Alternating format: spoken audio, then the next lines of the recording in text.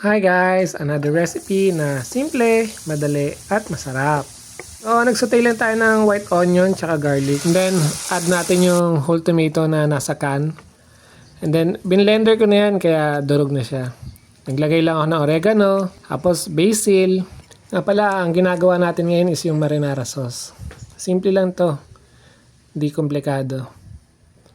Then, pagkaganyan na, mga after 10 to 20 minutes, pwede mo na itabi muna. Then, nagpakulo lang ako ng tahong.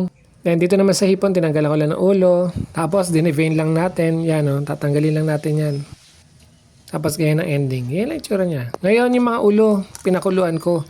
Doon din sa mismong sabaw na pinakuluan ko ng tahong. Kaya, sigurado tayo na malasa yung ginawa nating stock. So, minix lang natin siya rin sa tomato sauce na ginawa natin kanina. Then, nagluto lang ako ng pasta. So, sa separate pan, kumuha lang ako ng konti ng ginawa natin marinara sauce kanina. Then, nilagay ko yung shrimp para maluto lang. Then, after maluto nun, plating na. Kita nyo naman na yung inaakala natin na komplikado. Simple lang pala, madali at masarap. So, hanggang dito na lang. At sana may natutunan ulit kayo. Salamat!